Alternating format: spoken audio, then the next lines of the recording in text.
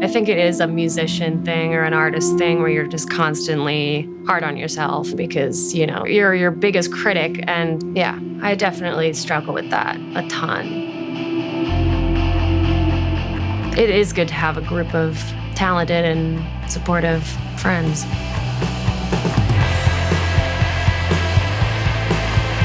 I feel like I'm never the one to initiate something, but things just kind of happen and have gotten me in the right places. The weird VH1 reality TV thing, I didn't seek it out. I was plucked out of a punk band and then thrown into a label with high expectations out in Los Angeles.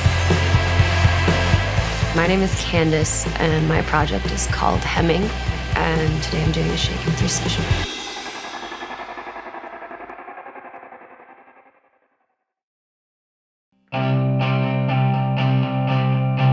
My name is McTear. We're here recording a session with a band called Hemming.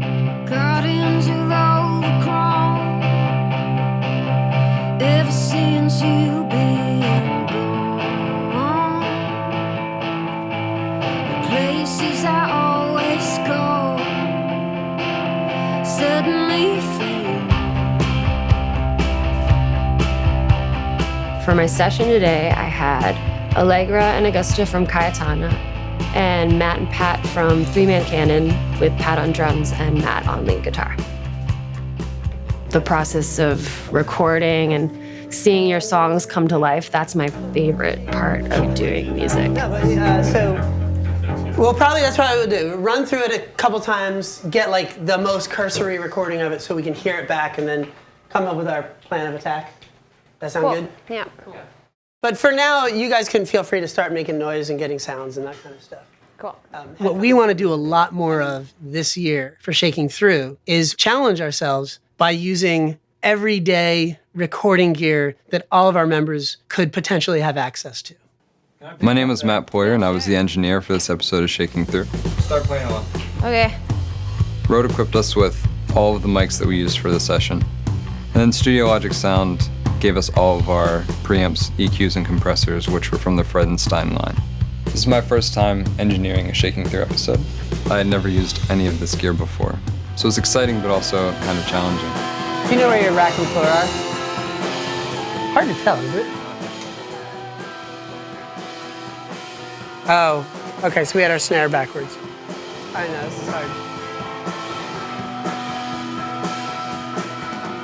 I went to a show in West Philly, a basement show, and she was in a punk band called Omar. There wasn't that many women playing punk music at that point, so I was just like, man, that's so cool. I really want to do that. It was definitely like really inspiring for me. I started going to parties at this guy Nick's house, and we became good friends, and he was just like, we should start a band. You know, you play guitar, I play drums, let's get a band started. I didn't think it was a thing, and then he texted me like 2 days later being like, all right, band practice. We wrote our first song in the first day. Matt, do you want to use these on the toms? Probably the most difficult thing was choosing which mics to use on the drums. So for the kick-in, we had the Rode Procaster microphone. Sometimes when microphones are inside of a kick drum, with the pressure levels hitting them, they'll start to, break down sound-wise, and you won't necessarily always have good tone. And the Procaster had no issues inside of the kick. It was really awesome.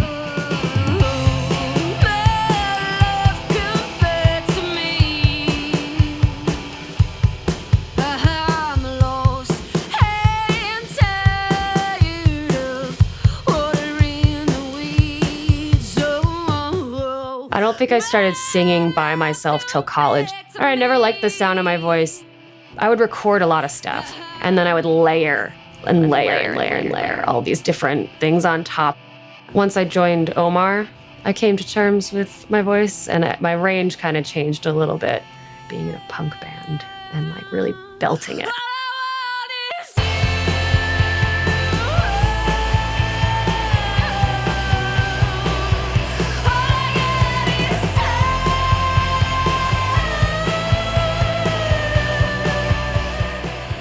This does not seem like the type of song that should just end. It seems like built for a fade out. Okay. So it just seems like you should just go and go and go and go. And truthfully, the lead vocal sort of falls off mic a little bit, and then your noise stuff comes back in. Okay. I think that would be cool. Yeah. You know? I'm into that. I feel like I'm never the one to initiate something, but things just kind of happen and have gotten me in the right places. Nick, I mean, he actually even brought me to a lot of punk shows because I didn't know the scene at all. So he would bring me and introduce me to a lot of other bands, which was really awesome. Nick got a call, and it was some rep from VH1. He was like, we're doing this new television show. It's with producer Linda Perry, and we want you guys to be on it. Nick hung up because he thought it was a joke. And the guy called back and he was like, this isn't a joke. Can I talk to you about this? It was kind of like a what's the worst that could happen thing. We just decided to take a chance.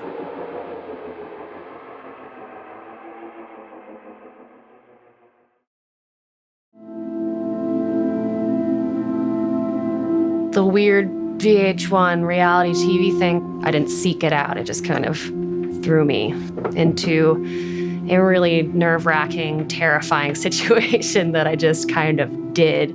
So the show happened, I won, and automatically signed to Linda Perry's artist-run indie label that she was rebooting. I flew back home, and that was it. I wasn't allowed to really tell anybody.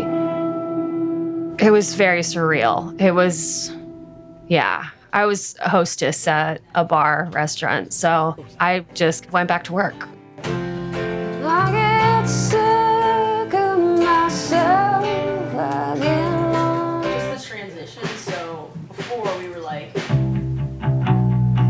Songs that start small and end big, and they basically are just a steady path of growth, are really hard. If it sort of feels long and sort of languid, it's nice. So you can kind of just groove back. You know, sometimes when things aren't gelling rhythmically and things aren't falling into the pocket with ease, you look closely and you'll notice the guitar player's doing up and down strokes and the bass player's doing all down strokes. Yeah, I've been trying a couple different things. Yeah. Just the... Right, that sounds a little... Exactly. I think that picking pattern, that sort of up and down, probably matches what she's doing. So, throughout the whole thing? Yeah. Okay. Yeah. Studio Logic Sound gave us a combination of Bredenstein high-end and low-end gear. The bass DI going through the artistic mic pre sounded pretty phenomenal. Pretty much just pulled up the DI on the pre and that was it. It sounded great. I think having a label kind of made me more clueless than I ever thought I was, because I'm used to starting from the ground up. All my friends' bands started from the ground up. With Omar, you know, we just wrote fun punk songs, and this was just this whole situation that I was completely new to and had no idea what I was allowed to do and what I wasn't allowed to do, what I was supposed to do, and what the label's responsibilities are. It was just a weird time where I probably could have been doing more, but how am I supposed to know any better? Unless all three of those musicians playing that basic track has exactly the same sense of how the song should progress and exactly where things should lift, what ends up happening is you just hear sort of a chaotic growth pattern till it eventually just arrives at everybody being loud.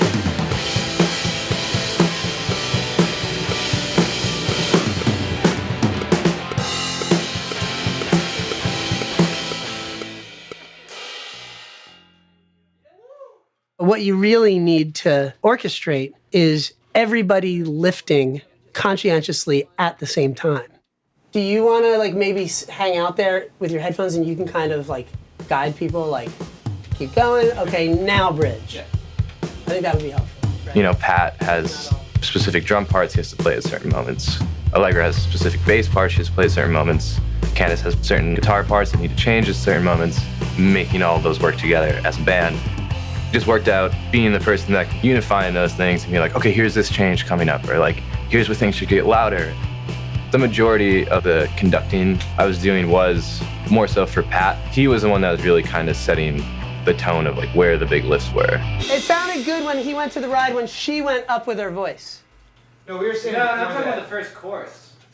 Let's just do it and do it and do it and do it until like you know really when to hit like the big crashes and create the big lifts and all that kind of stuff. Okay. All right, let's try one more. We have time on the tape for one more. So. I was under the, I made it. I have a record label. Like, everything's gonna be taken care of. This is easy. All I gotta do, like, music's my job now. But that's not it. Like, the label only does so much. Having the promise of this future and then going back to your life. It was really surreal and kind of humbling. And I'm always for things that ground me. But at the same time, I just kind of felt like I was thrown in a limbo. So it was just the whole winter of that, too. It was like depressing, dark, cold. And then I had to wait another year till the next summer till it aired to release the record.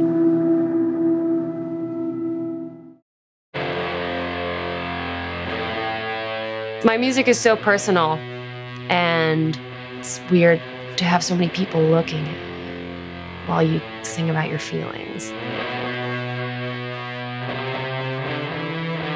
There's something really awesome about having another woman that's super supportive, and we could talk to each other about stuff like how stressful and scary playing music can be, even though it's great. It's kind of terrifying to put yourself out there. Sometimes I feel like I don't know how to remember what singing's like. What singing sounds like. It's just like talking, but longer. It's hard to want to do something and believe that you can do it if you don't see other people that look like you doing it. And I think that's kind of why my relationship with Candice is so important. And it actually really helped living with Candice. We would knock on each other's door like, hey, what do you think about this song? And we would just stay up all night sometimes. I would play her all my songs that I was working on, and she would play me all her songs that she didn't really play to that many people at that point. I think it helped us on a lot of ways. Get over that nervousness and be able to actually share something that vulnerable with someone else. I don't know, we push each other and inspire each other to just keep going. Yeah, perfect. Do that again. Just do that a couple times. What? Together. Okay. Lead her through that. A 1, a 2, a 3. There was a moment last night when she was putting her backup vocals, and she just has such a distinct, awesome voice. Hearing it alongside mine, I don't know, it just made my heart swell. I just had a moment where I was just like, this is so wonderful.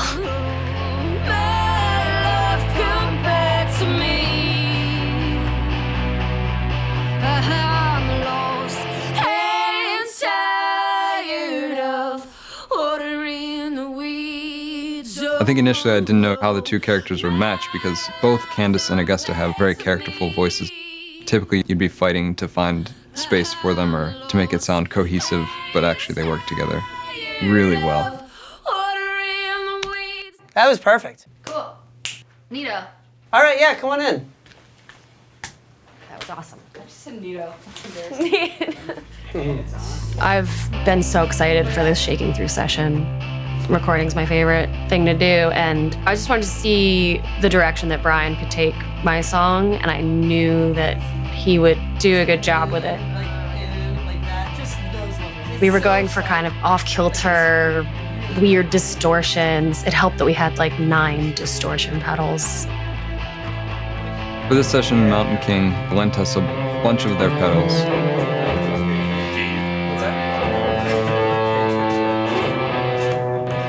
Using the over-the-top, blown-out guitar sound with all those Mountain King pedals, a lot of fuzz and super saturated drives and stuff, had that sound of kind of being a little unhinged, but then I felt like I needed to find kind of a middle ground between that dissonant stuff and some sort of melody that is recognizable and fits in with how nice Candice's melodies are in the vocals.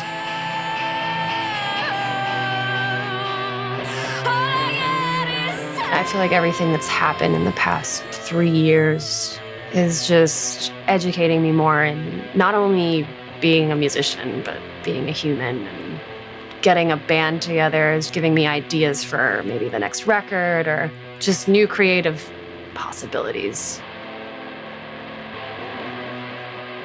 So in the end, this was a long day, but we got to see friends supporting each other's sort of creative ideas in a way that for all of them was something they kind of had never really done before. And that's what this series is all about. That was felt like the one, right? That was the one. How cool is it that she gets to come into the studio with all of her friends and record this intensely personal song that they're helping her with? It was just awesome to see that. I think it's important for musicians to be educated about the industry because you can be an independent artist and successful. Now I'm learning and applying that more so to my future and my current space. All right, cool. So you ready? Try it again? I'm trying to take everything that I've learned about myself and about what I'm capable of doing and just do right by me.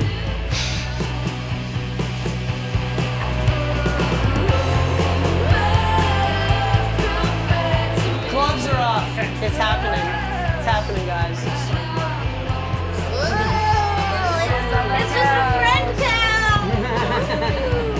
Like the Cranberries, but cooler. You, the camera guy. Hey, camera guy. Yeah, you. Oh, man. Hey, this isn't played.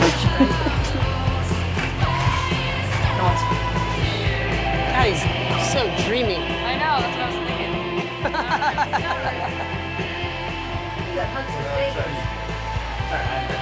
Candice, yell quiet on the set. Quiet on the set, mother. Nice people. You didn't work. They got quiet.